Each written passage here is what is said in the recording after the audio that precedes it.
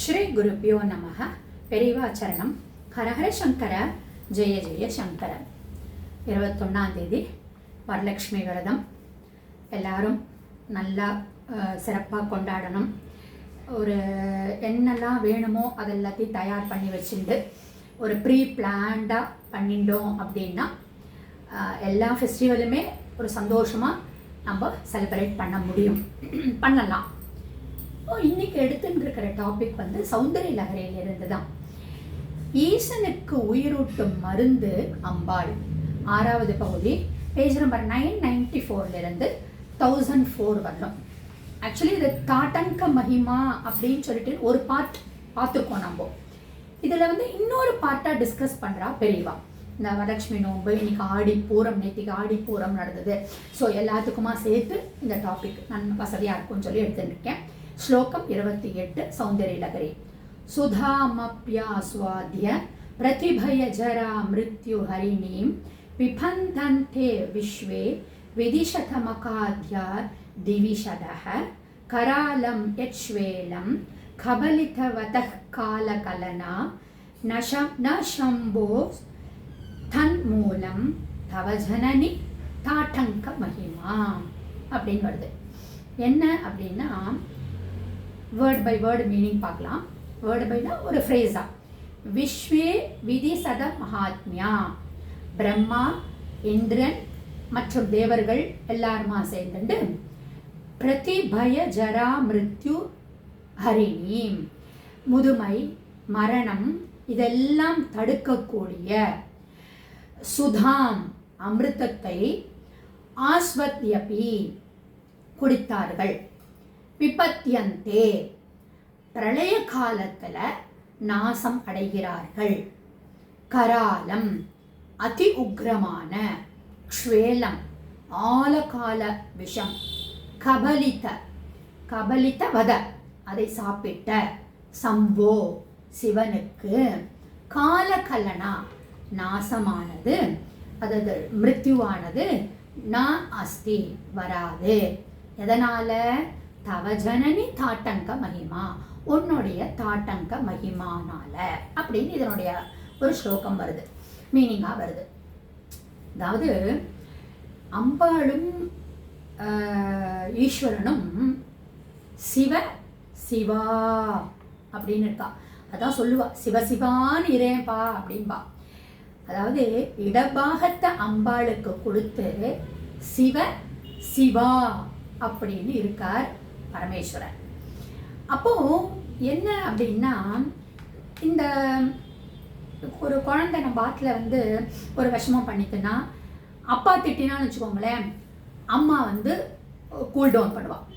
அம்மா திட்டினா அப்பா கூல் டவுன் பண்ணுவா. இது நடக்கிறது தான். அப்போது இந்த உலகத்துக்கே, இந்த சிருஷ்டிக்கே அப்பாவும் அம்மாவுமா இருக்கக்கூடிய பரமேஸ்வரனும் பார்வதி தேவியும் ரக்ஷனை சிக்ஷனை பண்ணுறா. பாதுகாக்க வேண்டிய இடத்துல பாதுகாக்கிறா, தண்டனை கொடுக்க வேண்டிய இடத்துல தண்டனை கொடுக்குறா. என்னன்னா, இந்த பார்க்கடல் மதனம் நம்மளுக்கு எல்லாருக்கும் தெரிஞ்ச கதை தான். என்ன பண்ணுறா, தேவர்கள் எல்லாம் அந்த பார்க்கடலில் வந்து கடையறா. கடைஞ்சு அதில் வரக்கூடிய அமிர்தம் வந்துடும் அப்படின்னு நினச்சிட்டு என்ன பண்ணிடுறா, யாரையுமே கூப்பிடாம இவா வாட்டுக்கு சுயமா நாம மட்டும் மிருத்யு பய ஹரிணி எல்லாம் ஒன்றுமே இல்லாமல் இருக்கணும் அப்படின்னு நினச்சிட்டு போறா.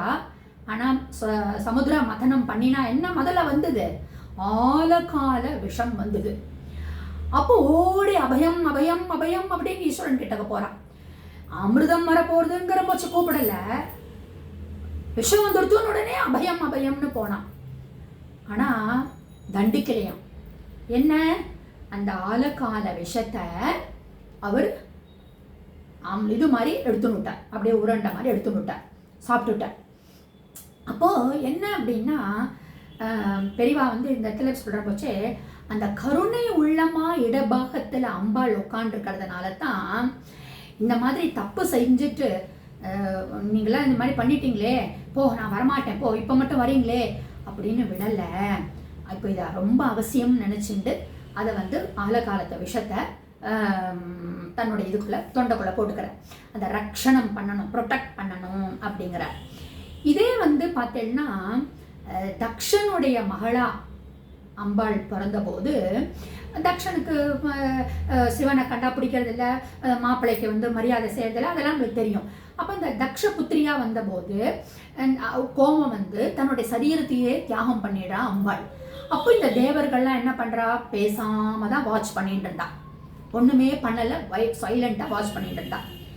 இதே வந்து அடுத்ததுல ஹிமவான் மகளா அவதாரம் பண்ற போச்சே, அதே தேவர்களுக்கு ப்ராப்ளம் வரக்கூடாதுன்னு சொல்லி வந்த ப்ராப்ளமை ப்ரொடெக்ட் பண்ணணும்னு சொல்லி சேனா நாயகன் வேணும் அப்படின்னு சொல்லிட்டேன்னு சுப்பிரமணிய சுவாமியை கிரியேட் பண்ணி அவர்களை ரட்சித்தாள். சிவனும் சிவாவுமா இருக்கக்கூடிய பரமேஸ்வரனும் பார்வதி தேவியுமா ப்ரொடெக்ட் பண்ணினா, ரட்சித்தாள். சரி, இதே வந்து இந்த மார்க்கண்டேயன் சரித்திரம் பார்த்தேன்னா, யமன் என்ன பண்ணுறான், பாசக்கயத்தை போடுறான் மார்க்கண்டேயன் மேலே.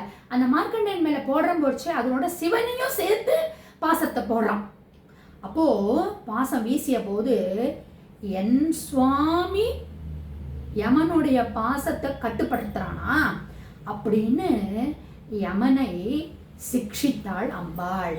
அப்படின்னா என்ன அர்த்தம், சிவன் வந்து இடது காலால கிக் பண்ணான் யமனை, இடது பாகம் யாரு, அம்பாள் தானே.